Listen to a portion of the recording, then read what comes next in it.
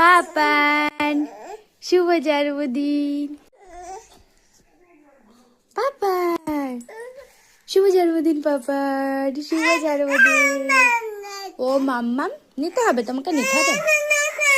নেব নেব নেব নেব নেব নেব নেব। কাল জানো তো পাপানের জন্মদিন ছিল, 5/2/2025 হয়েছিল, আর 5/2/2026 তো কালকে চলে গিয়েছে। আর ভিডিওটা আমি এডিট করছি 6/2/2026, মানে এখন সকালবেলা। আর পোস্টটাও আজকেই করে দেবো। ছোট্ট একটা ভাবলাম মিনি ভ্লগ তোমাদের সাথে শেয়ার করি।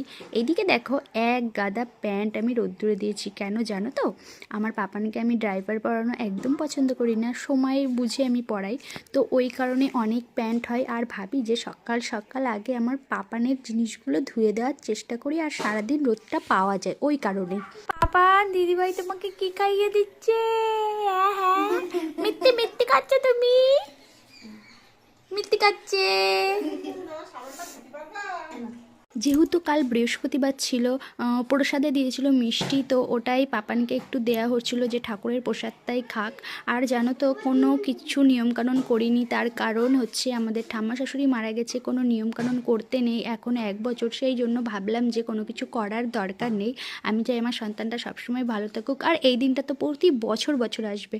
তারপরে দেখো আমি রেডি হয়ে গেছিলাম, বিকেলে একটু পাপানের ঠান্ডা লেগেছিলো হালকা, তাই চেক আপের জন্য নিয়ে যাচ্ছিলাম।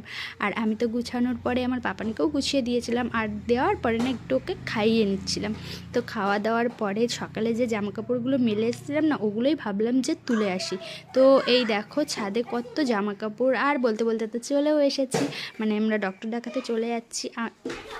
তো এই ছিল আজকের ছোট্ট